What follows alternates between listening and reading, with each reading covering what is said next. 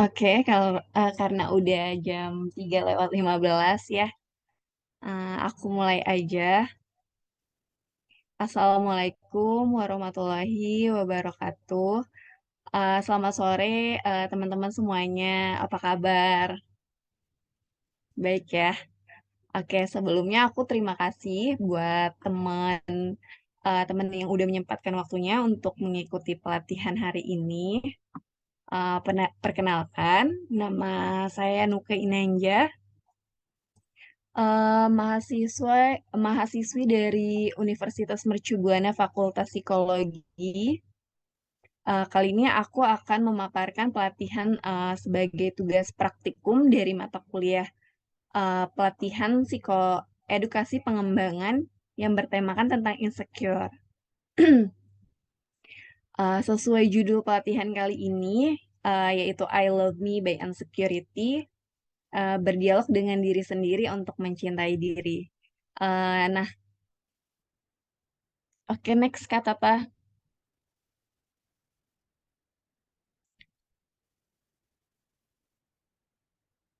Dalam pelatihan ini, aku akan mengenalkan ke teman-teman di sini untuk mengenalkan apa itu insecure, terus penyebabnya apa aja sih, dampaknya apa terhadap kesehatan mental.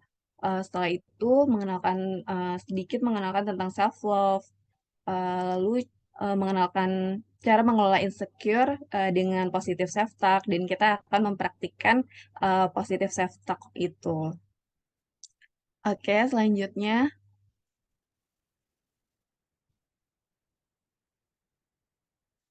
Nah, apa sih insecure itu? Di sini teman-teman ada yang tahu nggak sih insecure itu apa? Ada yang mau jawab? Mungkin open mic atau tulis di kolom chat juga boleh.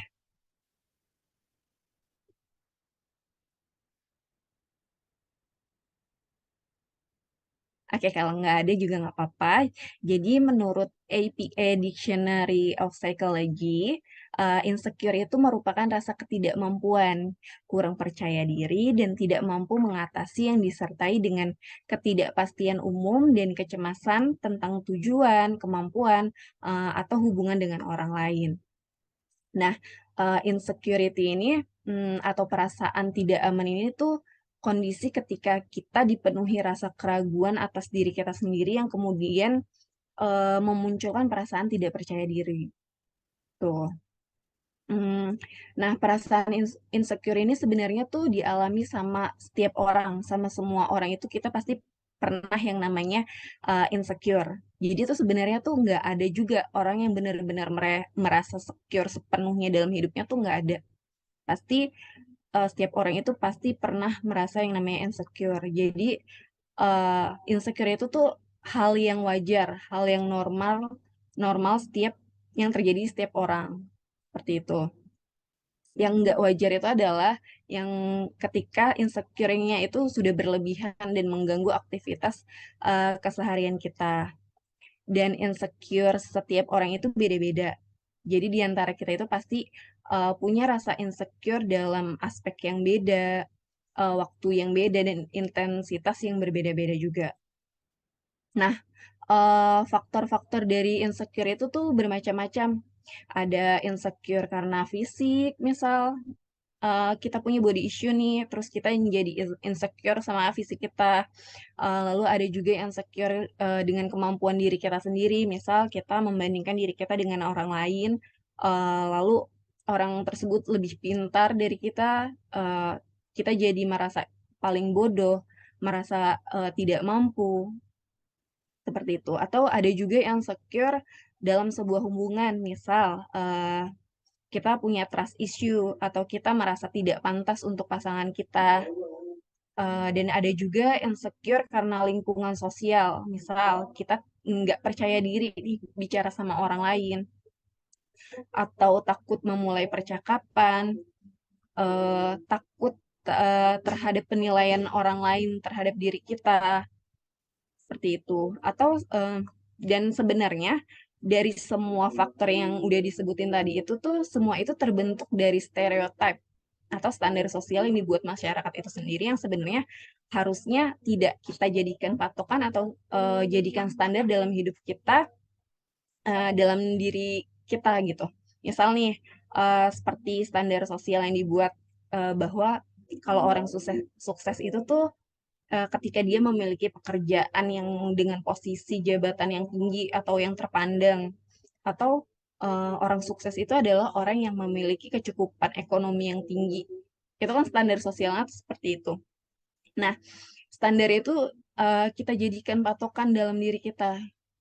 Jadi ketika kita nggak memiliki posisi jabatan tertentu, atau kita tidak memiliki kecukupan ekonomi yang tinggi, kita jadi merasa bahwa diri kita itu gagal. Kita merasa bahwa diri kita itu nggak mampu, seperti itu. Oke, selanjutnya Kak. Nah, ada penyebab insecure, menurut dari psikolog klinis Melanie Greenberg, ada 3 penyebab umum, insecure. Yang pertama itu karena kegagalan atau penolakan. Seseorang yang sering mendapatkan kegagalan atau penolakan, kemungkinan, munculnya insecure itu tuh lebih besar. Hal ini dikarenakan, setiap keinginannya itu tuh nggak pernah terwujud dan merasa semua yang dilakukan itu tuh sia-sia. Lalu yang kedua itu, insecure karena mengalami kecemasan sosial. Rasa takut dievaluasi orang lain, itu bisa menyebabkan rasa cemas yang pada akhirnya membuat kita menghindari, situasi sosial karena merasa tidak nyaman.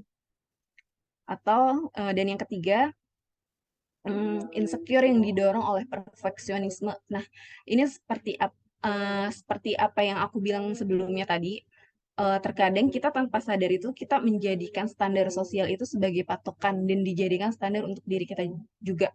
Yang akhirnya kita tuh menciptakan ekspektasi yang tinggi terhadap diri kita, ya walaupun sih sebenarnya ya nggak salah juga kalau kita tuh punya ekspektasi yang tinggi, dan harapan yang tinggi, tapi kita manusia biasa kadang juga suka lupa ya bahwa hidup itu tuh nggak selalu berjalan seperti apa yang kita inginkan, tidak selalu berjalan sesuai dengan harapan kita. Nah, karena tidak kesesuaian itu, tidak sesuai sama ekspektasi kita, tidak sesuai dengan harapan kita, kita jadi merasa kecewa. Kita jadi merasa ngeblaming diri sendiri, menyalahkan diri sendiri karena menjadi sesuatu yang kurang sempurna gitu. Disitulah kita timbul perasaan tidak nyaman, perasaan tidak layak, seperti itu. Oke, selanjutnya Kak Tata. Oke, selanjutnya itu ada ciri-ciri orang yang merasa insecure. Nah, menurut Jurnal POS, orang yang merasa insecure itu yang pertama, dia merasa dan memandang bahwa diri sendiri itu lebih rendah daripada orang lain. Jadi saat merasa insecure, kita cenderung merasa bahwa kita tidak lebih baik daripada orang lain. Sehingga timbul perasaan kurang percaya diri. Seperti itu. Lalu yang kedua, interaksi dengan orang lain menjadi berkurang. Ketika kita sedang merasa insecure, berinteraksi atau bersosialisasi itu menjadi hal yang sangat mengganggu buat kita. Cenderung kita lebih suka menyendiri, seperti itu. Terus yang ketiga itu selalu membandingkan diri kita dengan orang lain. Menganggap bahwa kehidupan orang lain itu tuh jauh lebih baik daripada kita. Padahal pada dasarnya ya setiap orang itu pasti punya jalan cerita hidupnya masing-masing. Dan apa yang sebenarnya kita lihat itu tuh kadang bukan 100% yang sebenarnya gitu. Kita cuma melihat dari apa yang kita lihat dan belum tentu 100%. Kita bisa aja kita ngelihat dia itu cuma 10% dari yang sebenarnya terjadi dalam hidupnya dia. Seperti itu. Nah, yang keempat itu dihantui oleh rasa takut yang tidak wajar. Takut, cemas, dan gelisah yang berlebihan itu merupakan hal yang sering dirasakan saat insecure. Nah, hal tersebut tuh harus bisa kita kendalikan agar tidak membawa dampak yang buruk pada diri kita. Oke, seperti itu. Selanjutnya, Kak Tata. Selanjutnya itu ada dampak insecure terhadap kesehatan mental. Yang pertama, hilangnya rasa percaya diri tentunya dan harga diri yang rendah. Jadi insecure yang berlebihan seringkali menyebabkan ketidakpercayaan diri dan harga diri yang rendah. Orang dengan insecure yang berlebihan itu cenderung memiliki citra diri yang negatif dan selalu mencari pengakuan dari orang lain, mencari validasi dari orang lain, seperti itu. Terus yang kedua itu isolasi sosial. Orang yang cemas cenderung menarik diri dari situasi sosial dan menghindari interaksi sosial. Mereka mungkin apa ya, merasa nggak nyaman dalam kelompok atau menghindari menjalin pertemanan baru yang mengakibatkan tuh mereka jadi merasa kesepian dan terisolasi. Lalu yang ketiga itu kecemasan dan depresi. Insecure yang berlebihan itu tuh dapat menyebabkan kecemasan dan depresi. Orang yang insecure cenderung khawatir secara berlebihan tentang hubungan, tentang pekerjaan, dan masa depan mereka. Mereka juga mengalami pikiran dan perasaan negatif seperti ketakutan, kesedihan, dan keputusasaan. Lalu yang keempat itu cemburu dan iri hati.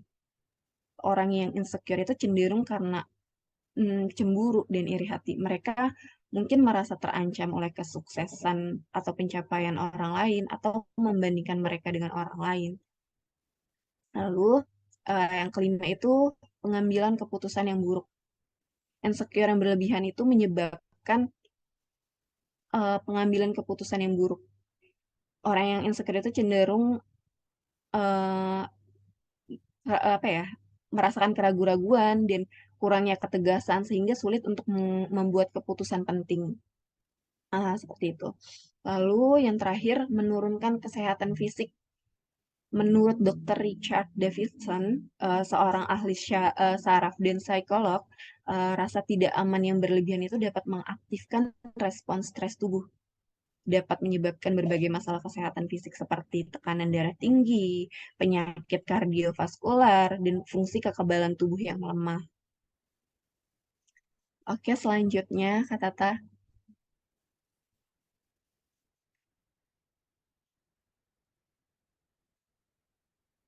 Nah, topik keduanya itu mengenai self-love. Salah satu poin penting dalam mengelola insecure itu adalah penerimaan diri.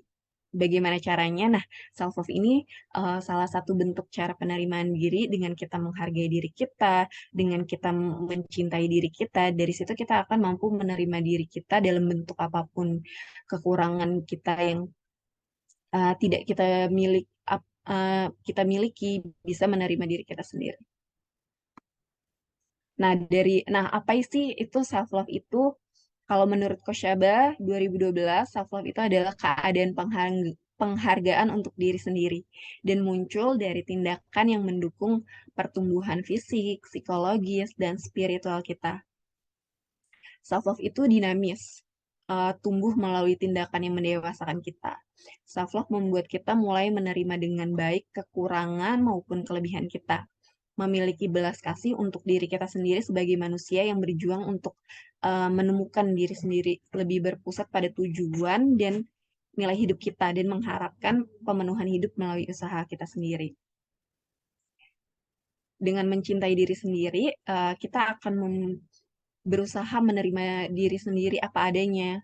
Hal ini membuat kita menjadi lebih percaya diri dan dengan begitu kita menjadi merasa aman, lebih merasa nyaman dan bersyukur dengan apa yang kita miliki, bersyukur atas kehidupan yang kita jalani. Dan self love ini mewajibkan kita untuk bisa menerima dan mengakui diri kita dengan baik apa adanya. Ketika kita melakukan self love, itu artinya kita bisa berpikir positif karena hal tersebut adalah bentuk dari penerimaan diri sendiri. Nah, self love itu juga terdiri dari 4 aspek. Yang pertama itu self awareness. Self awareness itu bentuk kesadaran diri kita akan proses berpikirnya.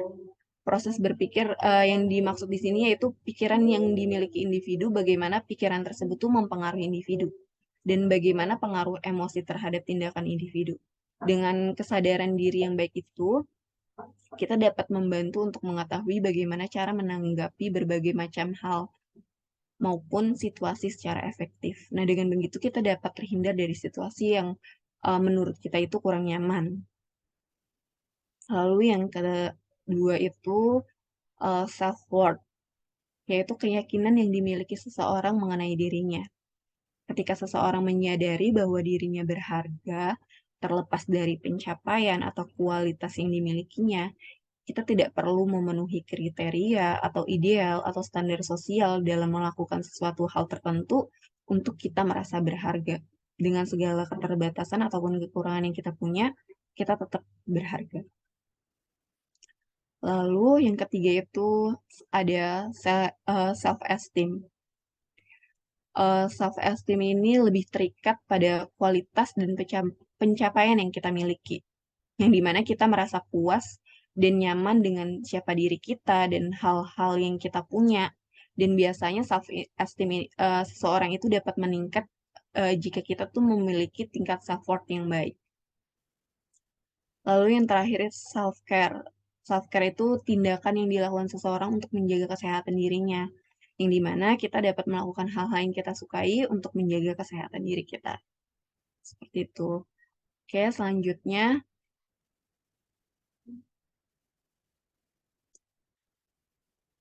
konsep dasar self-talk.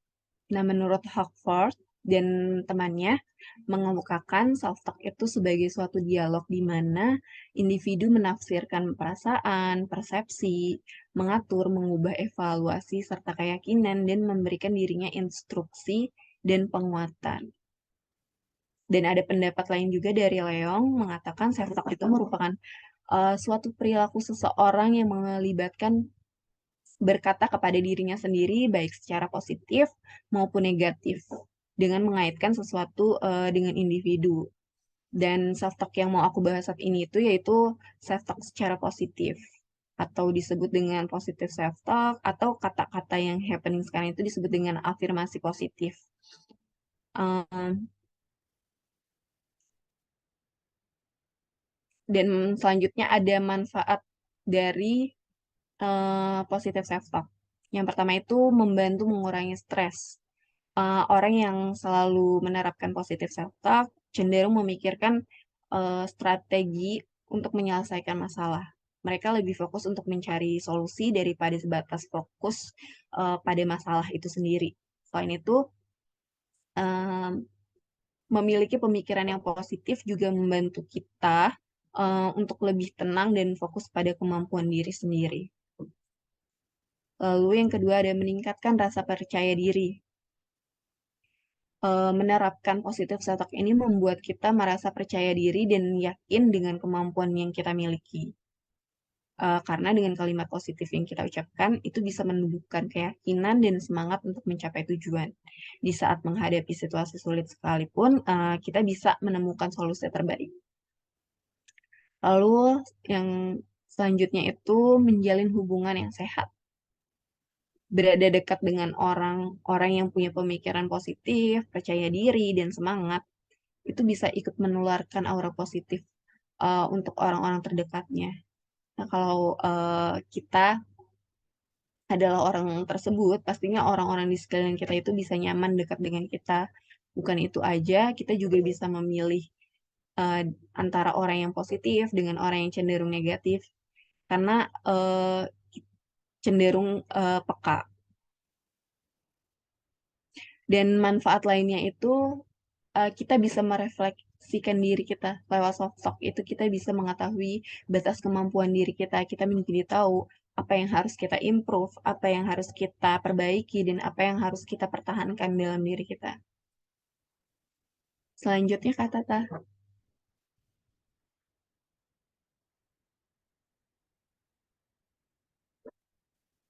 Selanjutnya ada pengenalan langkah-langkah melakukan positive self-talk. Adapun langkah-langkah cara membangun kebiasaan positive self-talk itu yang pertama identifikasi kebiasaan negatif self-talk kita.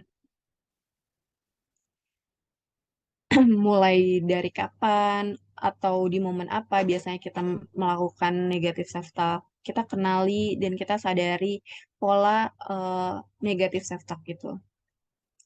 Lalu yang kedua itu ciptakan humor. Jadi ketika kita lagi terjebak dalam pikiran negatif, coba kita buat selingan dengan humor. Eh, kita buat diri kita tertawa dengan nonton video lucu atau video-video yang menghibur diri kita. Paling enggak dengan tertawa itu kita bisa meredakan pikiran negatif kita. Lalu yang ketiga itu cari lingkungan pergaulan yang positif. Karena lingkungan pergaulan juga memberi dampak pada cara kita bertindak, sebaiknya kita cari teman yang bisa memberi dampak positif. Dengan memiliki teman-teman yang positif, mereka juga bisa membantu kita menjadi pribadi yang positif juga. Lalu yang terakhir adalah berlatih positive self-talk. Mulailah untuk berlatih melakukan positive self-talk, melakukan positive self-talk secara konsisten dan berkala, dan jadikan positive self-talk ini sebagai rutinitas. Oke, seperti itu. Lalu selanjutnya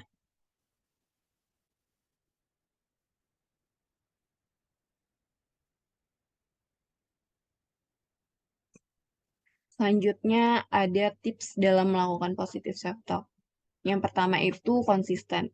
Tentunya konsisten, kenapa? Karena kalau dilakukan hanya sekali, 2 kali, kita nggak akan bisa merasakan dampak dari positive self-talk itu sendiri.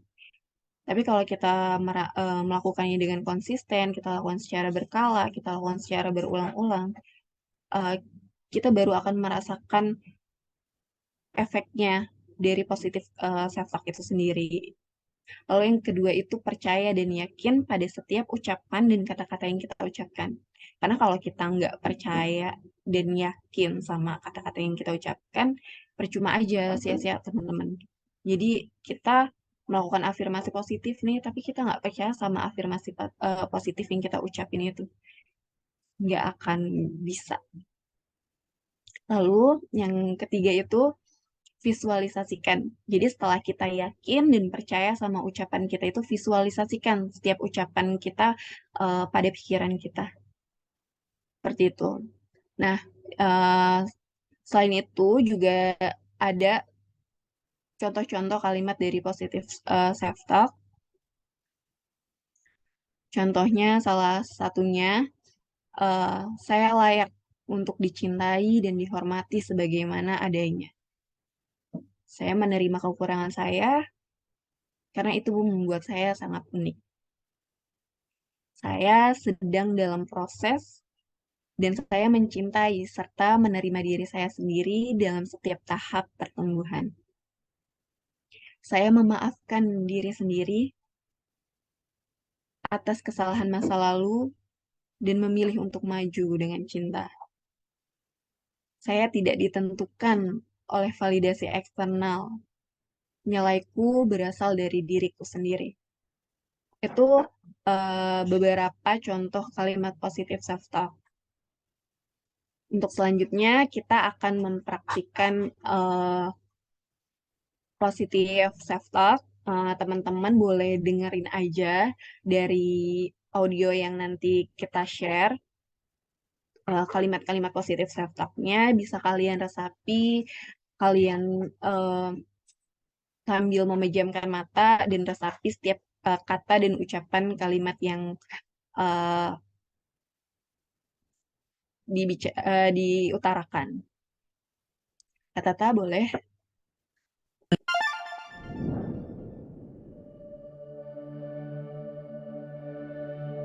Dengarkan audio afirmasi ini selama 30 hari secara rutin untuk membangun kembali kepercayaan diri dan mencintai dirimu sendiri secara utuh.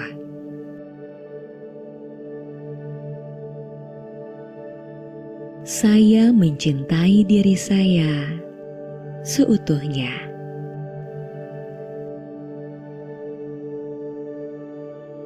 Saya di sini untuk mencapai tujuan saya. Saya percaya pada kemampuan saya dalam meraih kesuksesan. Saya memiliki kemampuan untuk meraih apa yang saya impikan.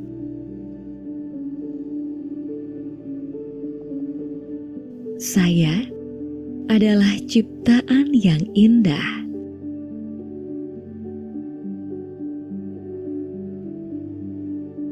Saya luar biasa.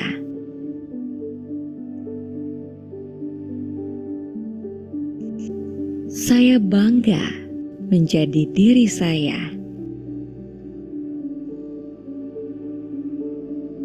Saya mengapresiasi diri saya.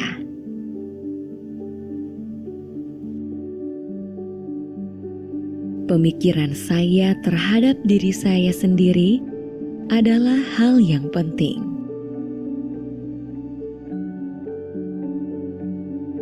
Saya menikmati setiap pengalaman yang pernah terjadi dalam kehidupan saya.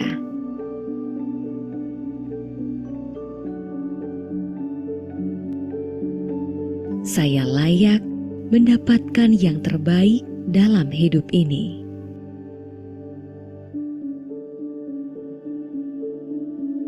Saya bersyukur saya hidup.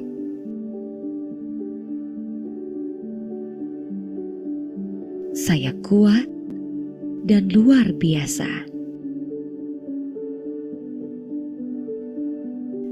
Saya menyenangkan, berkarisma, dan layak dicintai. Saya sungguh-sungguh mencintai dan mendukung diri saya.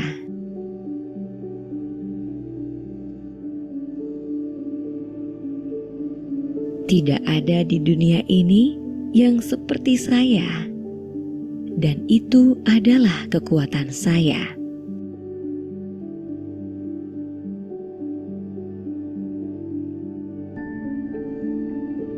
Saya di sini untuk melakukan sesuatu yang luar biasa. Saya sudah menetapkan fokus, dan saya pasti dapat mencapai tujuan saya. Saya dapat melakukan apapun yang orang lain juga bisa lakukan.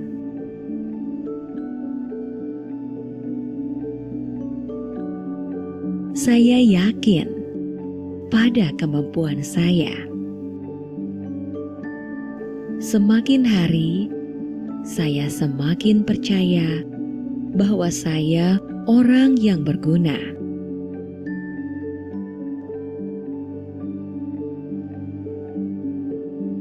Saya adalah partner sempurna bagi orang-orang di sekitar saya.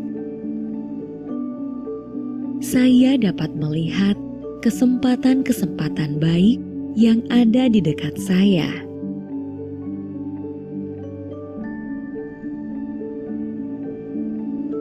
Saya siap menghadapi setiap tantangan.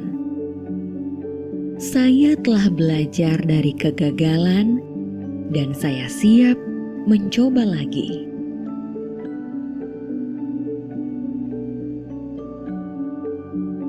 Saya mampu, saya layak, dan saya bisa.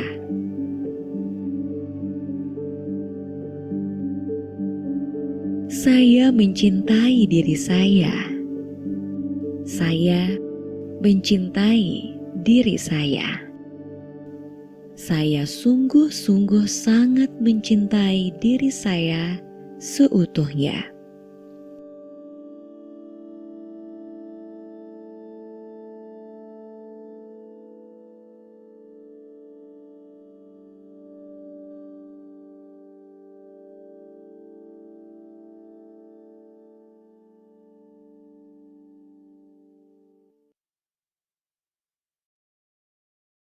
Oke, em, gimana teman-teman setelah melakukan afirmasi positif? Apa ada perubahan atau mungkin teman-teman di sini ada yang ngerasain sedikit perbedaan dari yang sebelumnya, mungkin boleh sharing?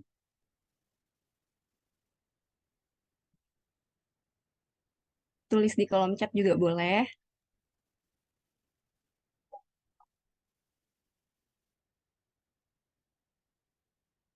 Oke, kalau nggak ada nggak apa-apa.